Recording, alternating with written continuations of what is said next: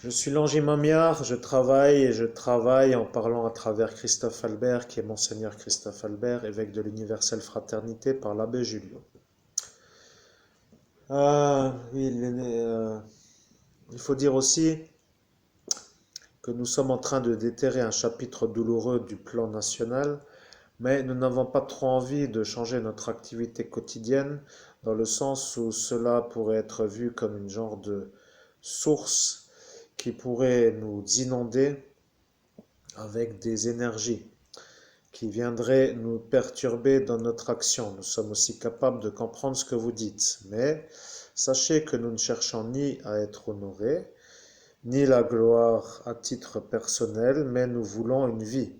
Nous voulons l'argent de la prime que vous avez versée à la malédiction ambulante.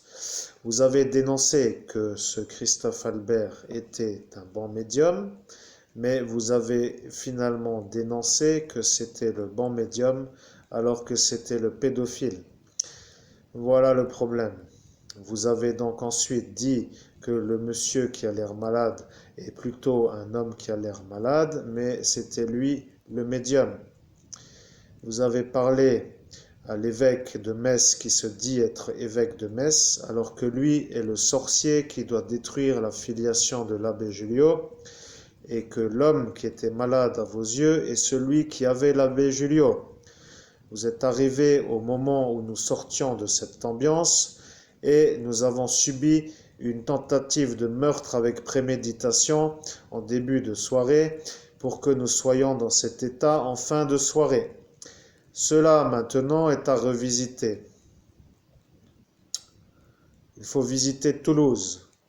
Tu dois te promener à Toulouse, mais tu n'es jamais allé à Toulouse. Donc ils ont dit, lorsque tu reviendras à Toulouse, nous te reverrons. Et si tu fais un viol, nous t'arrêterons. C'est ce qu'ils ont dit. Mais ils ont dit ça devant ton oncle. Et ton oncle est celui qui a cette boule de cristal. Et celui-là a dit, écoute René, ce qu'ils disent. Et ton père a écouté. Et il a validé que tu étais un homme recherché par la gendarmerie nationale pour avoir fait des viols. Le problème, c'est que tu n'en as pas fait et que eux maintenant sont sûrs que tu en as fait sur la base où rien ne peut sortir. Et de fait, ils ne te parlent plus.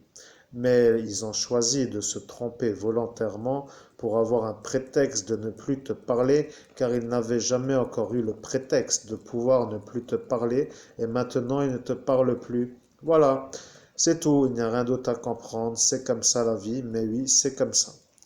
Le problème est que des malades mentaux qui ne sont pas vraiment gentils n'ont pas trop à parler. Vous avez le corps, vous avez déterré le corps, nous sommes en train d'entendre notre médium parler pour demander si c'est terminé cette conversation. Eh bien, vous avez le corps.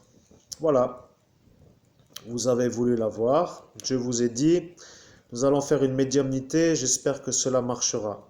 Je ne sais pas si des fois c'est facile ou difficile. Et là, vous avez dit, si en plus de ça, il se dit être le meilleur médium de France et qu'il n'a jamais déterré un corps, comment peut-il se dire être le meilleur médium de France? À cette question, nous devons répondre, mais voulez-vous la vérité?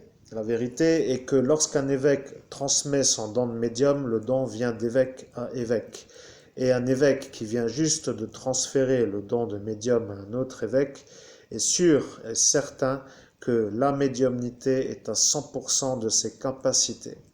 Cela veut dire que finalement, vous aurez peut-être compris que lorsque le plat sort du four, il reste chaud le temps où il est sorti. Après, il sera réchauffé ou peut-être mangé. Enfin, c'est une métaphore. Le problème, c'est que vous avez douté sur la base du doute, mais ce n'est pas une faute. Vous avez préféré douter sur la logique. Cela nous a fait valider que vous n'étiez pas anormaux. Et voilà que vous êtes les gens normaux et que tous ceux que vous avez vus sont les gens anormaux. Et que le fait que vous avez parlé à tous les malades qui font tous une psychiatrie au psychiatre du MSI, qui a fait passer le pédophile violeur d'enfants pour le médium, pour dire qu'à cet instant vous pensiez que c'était lui, mais sans en être sûr, vous avez dit, il a quand même l'air bizarre avec son t-shirt qui pue, parce qu'il a un t-shirt qui ne sent pas très bon, on dirait plutôt un genre d'homme qui ne se lave pas. Voilà, donc vous avez dit cela. Arrivé à ce chapitre, Les gens qui étaient présents ont finalement décidé de intervertir les t-shirts, c'est-à-dire qu'ils ont donné le t-shirt sale à ce pédophile, à l'homme qui est en train de vous parler, et ils ont pris mon t-shirt pour lui donner. Et ils ont dit, mets ça, et toi, mets ça. Et ils nous ont obligés à faire la chose. Moi, je ne pouvais pas trop me défendre, dans le sens où 5 fois la dose mortelle de GHB entraîne une crise cardiaque s'il y a variation de rythme cardiaque. Donc la vérité est que je n'ai pas trop eu envie de forcer une bagarre pour me faire tuer devant tout le monde, pour que cela soit satisfait d'atteindre l'objectif qui était de m'éliminer, puisque l'objectif était de me faire partir avec du GHB, éventuellement sans GHB. Voilà le problème. Maintenant, vous entendez les cloches de l'église. Eh bien, les cloches sonnent. Les cloches viennent de sonner. Et celui-là a dit, il n'y a encore pas eu de cloche qui sonne. Pour dire que personne ne s'est encore fait avoir, car ici, se faire avoir signifie se faire sonner les cloches. Ça dépend qui le dit. Nous savons aussi que maintenant, vous êtes sûr que l'argent est parti. L'argent est parti sur le compte au pédophile violeur d'enfants psychopathe qui fait une thérapie avec son psychiatre du MSI et qui, lui, a commandité le meurtre à cette Estelle Mouzin. Nous parlons du parti MSI et non pas du psychiatre en question puisque celui-ci n'est pas dans la même région. Mais le parti politique MSI a commandité le meurtre de Estelle Mouzin. Voilà, et c'est un peu cela qu'il voudrait un peu différencier ou cacher ou ne pas faire ressurgir car c'est un passé douloureux. Nous ne savons pas, devons-nous le faire maintenant?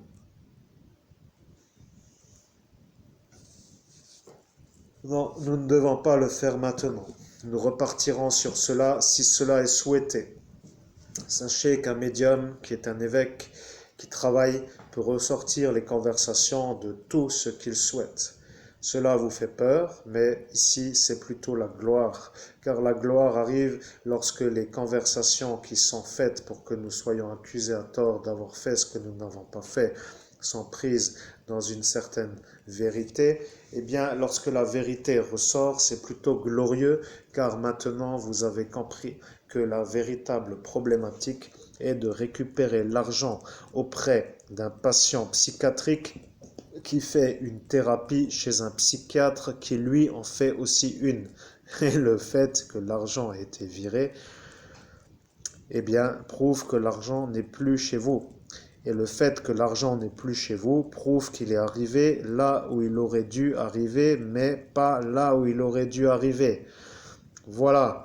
Mais sachant que vous allez comprendre la chose lorsque vous regarderez les vidéos, eh bien, il faut répéter que maintenant, c'est délicat à intégrer. C'est donc délicat à récupérer. Nous ne savons pas comment faire. Celle-ci de Faré-Berzwiller ne sera pas d'accord pour porter plainte. Le président de la République s'est fait avoir car il a remercié le même homme que vous. Sur la base peut-être où le virement lui est arrivé. Nous ne savons pas, mais apparemment ce serait ça. Le juge est un démon, enfin voilà, c'est tout un gang. Nous voulons récupérer l'argent et nous voulons que l'argent nous soit redonné sur la base du fruit de notre travail et nous voulons que cet argent, sur la base de la découverte de cette fillette Estelle Mouzin, nous soit rendu. Nous avons aussi une autre demande. Nous voulons devenir des gens capables d'aider et nous ne supportons plus d'être diffamés. Nous n'arrivons plus à supporter d'être diffamés comme étant des branleurs de seconde zone pour dire que nous ne branlons rien de la journée, en quelque sorte où nous ne faisons rien. Et de fait, de ne rien faire en ces instances, c'est un peu la logique, car ça permet aussi de ne pas devenir un genre de kamikaze, puisque plus personne n'aime les médiums en Lorraine, et de fait de travailler en tant que médium ici finirait par nous rendre malades au sens où les clients ne veulent pas se faire médiumniser, puisque s'il y a une vérité à découvrir, le médium est aussi un homme capable d'en découvrir d'autres, et donc quelqu'un qui va faire une séance a vite compris. Voilà, c'est tout pour aujourd'hui. Nous sommes fatigués. Il faut dire que nous avons travaillé donc maintenant depuis environ 1h40, voilà à peu près, et c'est fatigant. Mais sachez que nous avons commencé à travailler ce matin à 8h. Et à 8h aujourd'hui, et maintenant il est 17h49. Nous avons fait une amplitude intelligente. Mais nous n'avons encore pas fini. Nous travaillerons encore après avoir mangé. Sachant aussi que nous n'avons pas trop d'autres gens à qui parler, nous préférons être en médiumnité pour travailler, car le travail vaut mieux d'être fait par un bon médium que par un homme qui ne comprend pas le travail. Maintenant, vous aurez compris. Merci de votre écoute. À très bientôt dans une prochaine vidéo. Et au nom de Jésus-Christ, que Dieu vous bénisse. Ainsi soit-il. Amen.